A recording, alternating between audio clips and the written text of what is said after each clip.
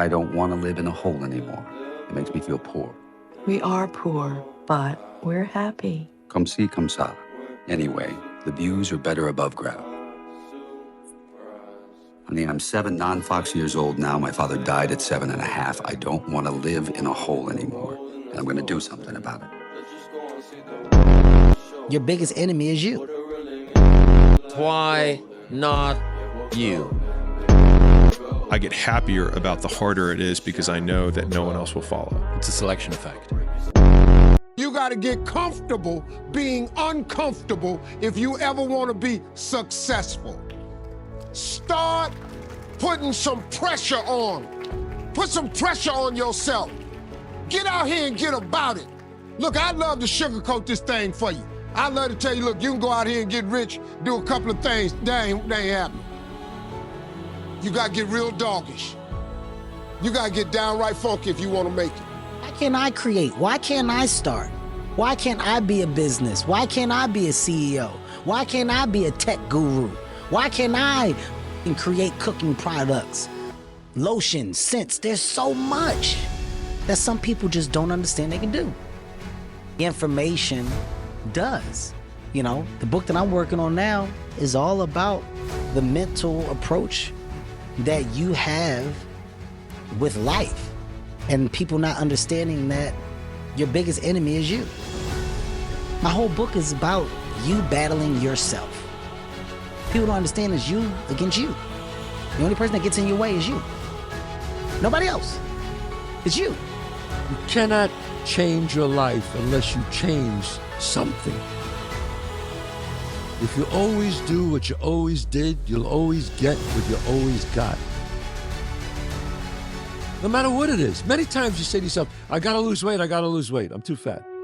And then you know what? During the day you eat at night, and then next day you get mad at yourself. Well, what do you want? What do you want? You gotta change something. You have to jump. Every successful person has jumped. You got to jump. You got to take a leap of faith. You got to dash off that cliff, and you got to jump out there as far as you can.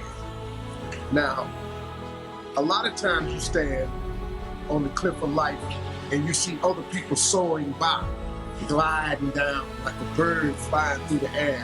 You know, they going over to the south of France. You see them on a boat somewhere. You see their family vacationing here, their family vacationing there. You see them dressing like this. You see them in New York, then you see them in London. They flying by. You know why? It's because their parachute open. But the only way to get your parachute to open so you can soar, you got to jump. Now here's the problem. Here's the problem, my friends. When you jump, I can assure you one thing. You listening? I promise you this.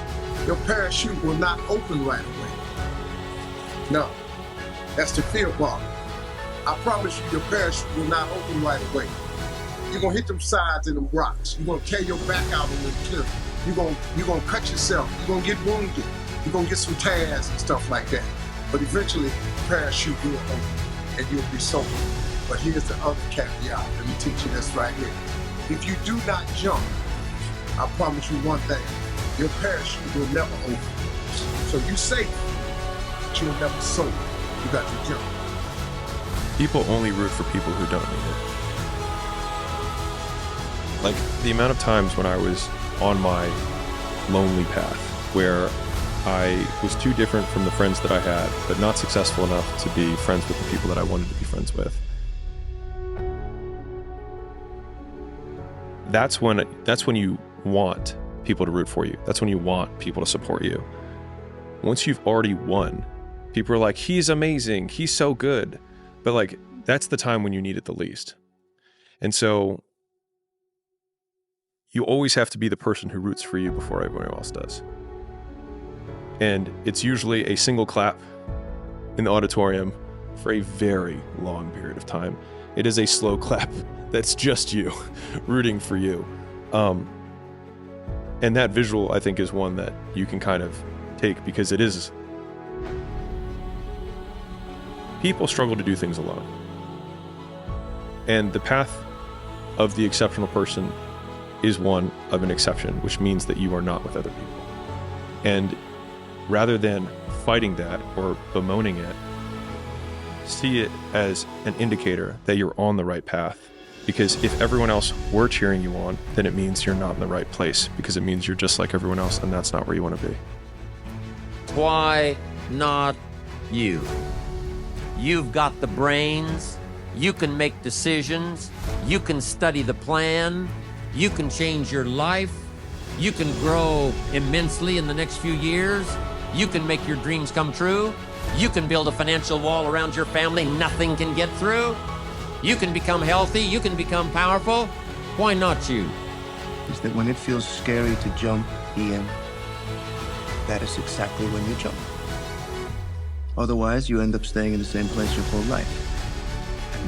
Expand yourself. Take yourself out your comfort zone. Do not live in your bubble. Put some more air in your bubble. If you stay in your comfort zone, that's where you will fail.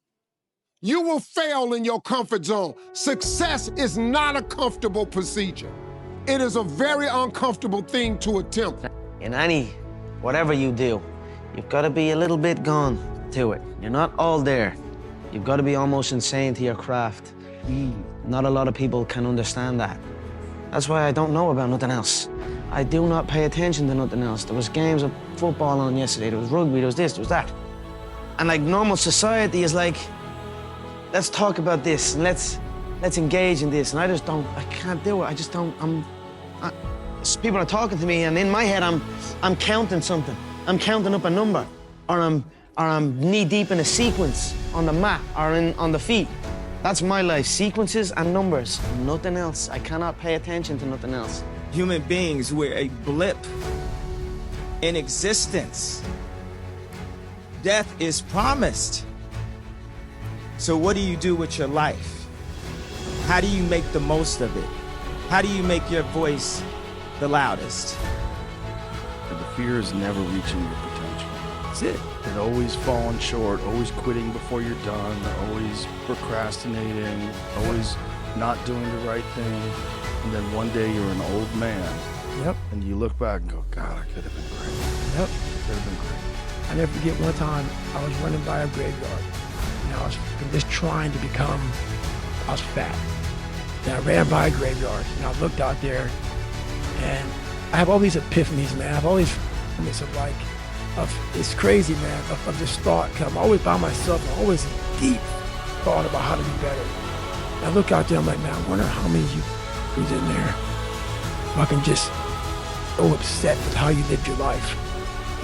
If regret how you lived it. And I'm running a 300-pound man thinking, man,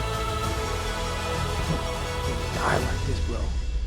Don't die like this. So people wonder what it comes from me. It comes from such deep thought of trying to see what this is all about. What is this life all about? What am I all about? Why am I here? You know, I had to find purpose. If you see there basically being no shortcuts toward getting the thing that you want, there are ways to be more and less efficient. There are ways to do things with more and less of a positive disposition, which can actually make the journey feel an awful lot easier.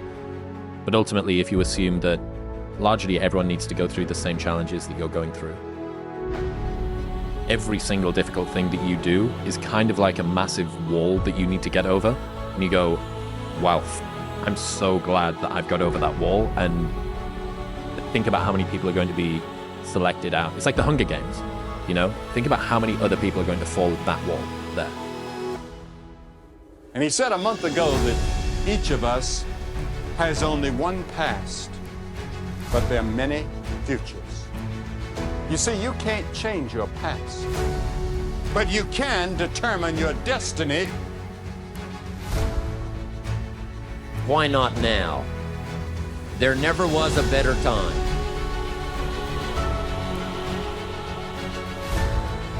Yeah, if you don't know if everything's gonna be okay,